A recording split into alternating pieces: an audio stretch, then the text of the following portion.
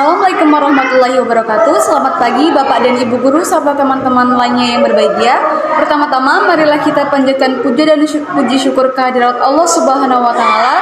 Perkenalkan, nama saya Suci Alfiana, absen 32 yang akan bertugas sebagai moderator dalam diskusi materi tumbuh kembang remaja.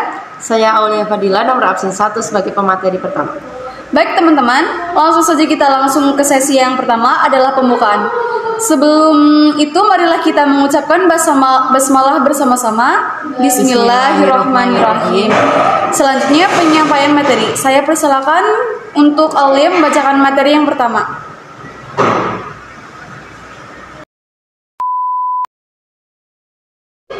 Yang pertama, definisi dan konsep tumbuh kembang remaja.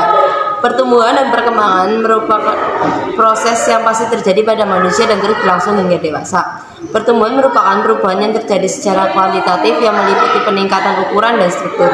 Dalam proses mencapai dewasa, anak harus melalui tahap tumbuh kembang termasuk tahap remaja.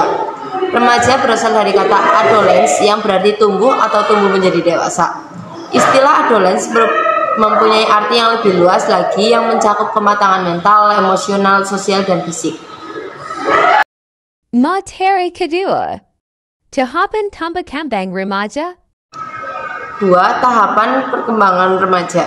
Ada 3 tahap perkembangan remaja dalam rangka penyesuaian diri menuju kedewasaan, yaitu 1. Remaja awal berusia 11-14 tahun.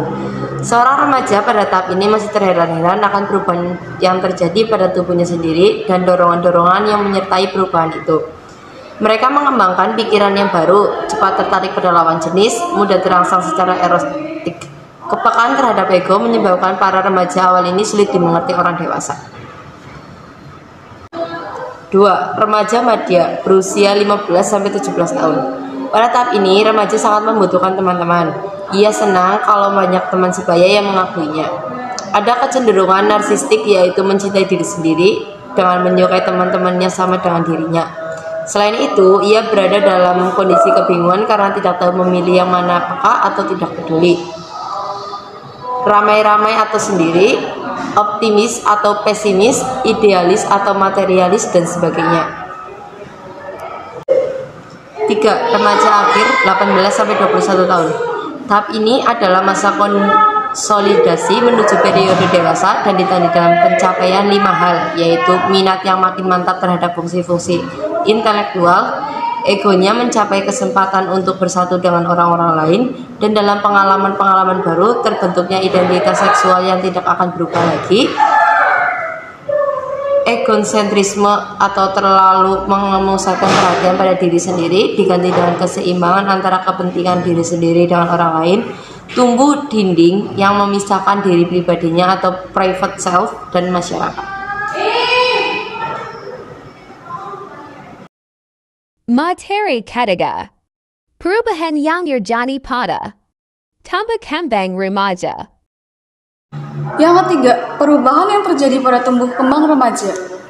Pertumbuhan fisik terjadi dalam waktu yang sangat singkat, yaitu dalam 18 hingga 36 bulan dan selesai selama masa pubertas. Remaja putri tingginya bertambah 5 cm sampai 20 cm dan berat badan 7 kg hingga 25 gram yang dialami 2 tahun lebih awal daripada remaja putra. Pengaruh hormonal pada pertumbuhan dan perubahan fisik remaja sangat nyata terutama pada fungsi seksual dan karakteristik seks sekunder. Pertumbuhan reproduktif berakhir pada usia 17 tahun. Proses pengembangan identitas diri merupakan fenomena yang kompleks yang mencerminkan keturunan, nilai keluarga, pengalaman kehidupan masa lalu, keyakinan, dan harapan untuk masa depan, serta persepsi mereka tentang tuntutan dan harapan orang yang berarti dalam kehidupannya. Memberi kesempatan untuk berperilaku seperti orang dewasa antara lain mengasuh atau meninggalkan rumah untuk sekolah di luar kota memungkinkan remaja untuk menelaah tanggung jawab dan peran orang dewasa.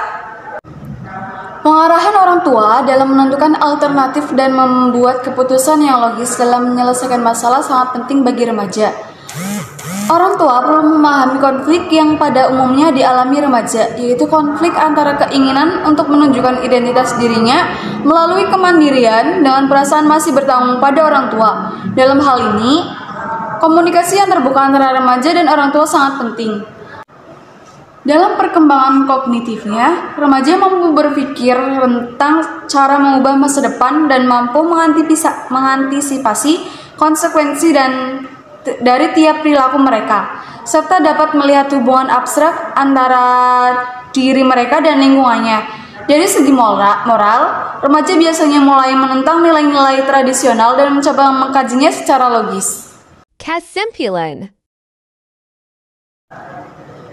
Kesimpulan 1. Pada umumnya remaja didefinisikan sebagai masa peralihan antara masa anak dan masa dewasa yang berjalan antara umur 11 tahun sampai 21 tahun. 2. Masa remaja adalah suatu masa perubahan. Pada masa remaja terjadi perubahan yang baik secara fisik maupun psikologis. 3. Dampak perubahan fisik terhadap kondisi fisiologis remaja berupa canggung, malu, kecewa, dan lain-lain. Saran.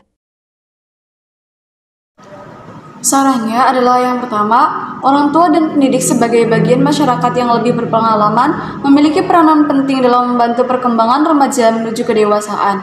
Yang kedua, bimbingan orang tua dan guru sangat diperlukan agar remaja tidak salah arah, karena di masyarakat amat banyak pengaruh negatif yang dapat menyengsarakan masa depan remaja. Yang ketiga, sebaiknya orang tua memberikan pengetahuan mengenai dampak seks. Pen YouTuben. Di depan ada lembah rata, di ujungnya tumbuh melati. Mohon maaf atas segala kata, semoga presentasi ini berkenan di hati. Sekian dari kami. Wassalamualaikum warahmatullahi wabarakatuh.